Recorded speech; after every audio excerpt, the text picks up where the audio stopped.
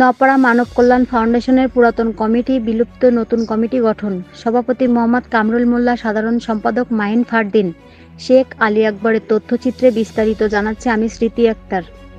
যশোরের অভয়নগরে উপজেলার পৌর নপাড়া ৪ নম্বর ওয়ার্ড ধোপাদি মোড় সংলগ্ন এলাকায় নপাড়া মানব কল্যাণ ফাউন্ডেশনের নিজস্ব কার্যালয়ে ফাউন্ডেশনের পুরাতন কমিটি বিলুপ্ত করে নতুন কমিটি গঠন করা হয়েছে।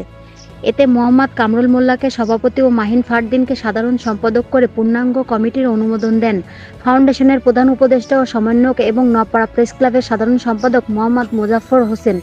এ সময় উপস্থিত ছিলেন উপদেষ্টা মণ্ডলীর অন্যতম সদস্য শের আলী মোল্লা, মোহাম্মদ লিটু বিশ্বাস, তারু হাসান অপু, পান্না শেখ, ফাউন্ডেশনের সাবেক যুগ্ম সাধারণ সম্পাদক মোহাম্মদ সাইফুল ইসলাম, সাবেক কোষাধ্যক্ষ রেজাউল ইসলাম সর্দার সহ নতুন কমিটির সকল সদস্যগণ। নতুন কমিটি গঠন অনুষ্ঠানে সাবেক সাধারণ সম্পাদক আব্দুল হালিম মোল্লার অকাল মৃত্যুকে স্মরণ করে বিশেষ মোনাজাত ও দোয়া অনুষ্ঠিত হয়। পরে উপস্থিত সকলের মাঝে নৈশভোজের মাধ্যমে আনুষ্ঠানিকতা সমাপ্তি করা হয়। গাংচিল টিভি, সত্য প্রকাশে অনুসন্ধানী চোখ।